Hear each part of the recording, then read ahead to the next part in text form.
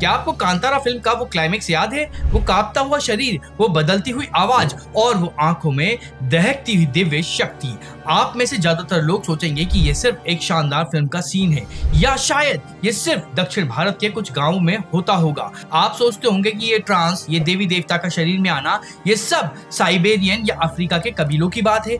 लेकिन अगर मैं कहूँ कि आप गलत है, अगर मैं कहूँ कि इसका सीधा कनेक्शन आपके और मेरे धर्म यानी सनातन धर्म की हजारों साल पुरानी जड़ों से है। ये वो सच है जिसे सिर्फ 1% लोग जानते हैं। क्या शमन शब्द जिसे हम विदेशी समझते हैं उसकी जड़ें संस्कृत के एक शब्द में है? और क्या वेद लिखने वाले महान ऋषि भी एक तरह के शमन थे? अगले कुछ मिनटों में हम इस रहस्य से पर्दा उठाएंगे जो आपकी सोच को हमेशा के लिए बदल देगा। इस वीडियो में हम 3 हिस्सों में इस पहेली को सुलझाएंगे। सबसे पहले हम जानेंगे कि ये शैमनवाद आखिर है क्या और इसका भारत से क्या लेना देना है। फिर हम उतरेंगे ट्रांस की रहस्यमयी दुनिया में और देखेंगे कि कैसे ये सिर्फ संगीत नहीं बल्कि एक आध्यात्मिक अवस्था है। और आखिर में हम इन दोनों को जोड़ेंगे सनातन धर्म की जड़ों से और आप देखेंगे कि ये प्रथाएं आज भी हमारे बीच जिंदा है। तो चलिए शुरू करते हैं। सबसे पहले ये शैमनवाद क्या है? आसान भाषा में एक शैमन वो इंसान होता है जो हमारी दुनिया और आत्माओं या देवताओं की दुनिया के बीच में एक पुल का काम करता है। ये लोग गहरी ध्यान की अवस्था में जाकर, जिसे ट्रांस कहते हैं, दूसरी दुनिया से संपर्क साधते हैं। अब आपकी उम्मीद ये होगी कि ये प्रथा मंगोलिया या साइबेरिया के बर्फीले इलाकों से आई होगी और आप सही भी हैं। ऐतिहासिक रूप से इसकी शुरुआत वहीं से ही मानी जाती है। लेकिन अब मैं आपकी इस उम्मीद को तोड़ने वाला हूँ। प्रसिद्ध इतिहासकार मिर्सिया एलियाड ने एक चौंकाने वाली बात बताई। संस्कृत का एक शब्द है श्रमण। इसका मतलब होता है कि घुमक्कड़ साधु या पवित्र व्यक्ति। बौद्ध धर्म के साथ यह शब्द मध्य एशिया में फैला और कई भाषाविदों का मानना है कि यही श्रमण शब्द बदलते बदलते शमन बन गया। सोचिए, जिसे पूरी दुनिया एक बाहरी प्रथा मानती है, हो सकता है उसका नाम ही भारत की देन हो। यह कोई छोटा मोटा दावा नहीं, यह इस बात का इशारा है कि आध्यात्मिक दुनिया से जुड़ने की इस कला की नींव शायद भारत में ही रखी गई थी। अब आते हैं दूसरे हिस्से पर।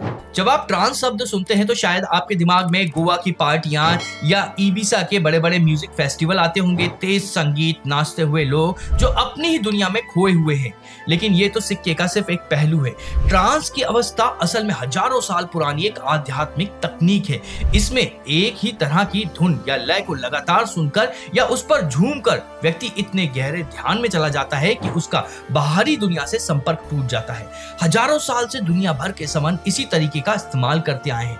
वे ड्रम बजाकर, नाचकर या मंत्रों का जाप करके ट्रांस में जाते हैं ताकि वो देवताओं से बात कर सके, भविष्य देख सके या बीमारियों का भी इलाज कर सके। तो अगली बार जब आप किसी को संगीत में झूमते हुए देखें तो याद रखिएगा कि वो अनजाने में ही एक बहुत पुरानी आध्यात्मिक क्रिया को कर रहा है।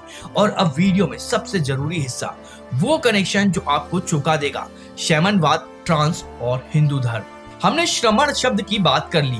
ये श्रमण परंपरा ही थी जिससे बौद्ध और जैन धर्म का उदय हुआ। ये वो लोग थे जिन्होंने वेदों के कर्मकांड से अलग आत्मज्ञान और ध्यान पर जोर दिया। लेकिन कहानी इससे भी ज्यादा गहरी है। चलिए 5000 साल पीछे चलते हैं। सिंधु घाटी सभ्यता में हमें वहां से कुछ मोहरें मिली हैं। एक मोहर पर पीपल के पेड़ की पूजा का निशान है, एक पर बेल है, एक पर योग मुद्रा में बैठा हुआ एक व्यक्ति है जिसे कुछ लोग पशुपति शिव का शुरुआती रूप मानते हैं। ये सब आज हिंदू धर्म का हिस्सा है। ये दिखाता है कि उस समय भी प्रकृति, योग और ध्यान की प्रथाएं मौजूद थी। ये वो लोक धर्म था जो किताबों से नहीं परंपराओं से चलता था और इन्हीं परंपराओं में से एक है देवता का शरीर में अवतरण होना, जिसे हम देवता आना या देवी चढ़ना कहते हैं। ये कांतारा का भूतकोला हो या महाराष्ट्र और गोवा की यात्रा जहां पुजारी पर देवता आते हैं, ये हिमाचल और राजस्थान में कुल देवी की पूजा हो या मध्य भारत की कोरकू जनजाति में पादरिया का देवता की सवारी बनना हो, पूरे भारत में उत्तर से लेकर दक्षिण तक यह परंपरा आज भी जिंदा है। कल्पना कीजिए, ढोल नगाड़ों की गूंज, धुएं और आग के बीच एक इंसान जिसकी आंखें, आवाज और चाल सब कुछ बदल चुका है। वो अब एक साधारण इंसान नहीं बल्कि खुद एक देवता का माध्यम है। वो लोगों की समस्या सुनता है, उन्हें आशीर्वाद देता है और भविष्य के लिए रास्ता दिखाता है। ये क्या है? ये वही तो है जिसे दुनिया सेमनवाद कहती है। ये वही ट्रांस की अवस्था है जिसका इस्तेमाल हजारों सालों से होता आ रहा है। ये कोई अंधविश्वास या नाटक नहीं, ये वो जीवित परंपरा है जो सेमनवाद और ट्रांस की अवस्था का सबसे शुद्ध भारतीय स्वरूप है। ये इस बात का सबूत है कि सनातन धर्म सिर्फ मंदिरों और मूर्तियों तक सीमित नहीं है। इसकी जड़ें इतनी गहरी हैं कि वह सीधे ब्रह्मांड की उन दिव्य ऊर्जाओं से जुड़ जाता है जहां इंसान और भगवान एक हो जाते हैं। अगर आपको यह कनेक्शन जानकर हैरानी हुई है और मजा आया है तो कुछ सेकंड रुककर आप हमारे इस चैनल को सब्सक्राइब कर दीजिएगा, क्योंकि ऐसे ही गहरे रहस्य से हम आगे भी पर्दा उठाने वाले हैं। तो अब हम आगे बढ़ते हैं। तो हमने देखा कि कैसे सेमनवाद, जिसे हम विदेशी समझते हैं, उसका नाम एक भारत से जुड़ा हो सकता है। हमने जाना कि ट्रांस सिर्फ पार्टियों का संगीत नहीं बल्कि एक गहरी आध्यात्मिक अवस्था है। और सबसे बड़ी बात, ये दोनों चीजें आज भी हिंदू लोक परंपराओं में जिंदा है। लेकिन ये सब देखकर एक सवाल उठता है, अगर ये परंपरा इतनी गहरी और शक्तिशाली है तो मुख्य धारा के धर्म में इन्हें वो जगह क्यों नहीं मिली? क्यों इन्हें सिर्फ लोक परंपरा कहकर छोड़ दिया गया? इस रहस्य से हम पर्दा अपनी अगली किसी वीडियो में उठाएंगे। और सवाल सिर्फ यही खत्म नहीं होते हैं। जब हम देवताओं की बात करते हैं तो सबसे बड़े दो नाम आते हैं, शिव और विष्णु। क्या आप जानते हैं कि इन दोनों महाशक्तियों के बीच का संबंध क्या है?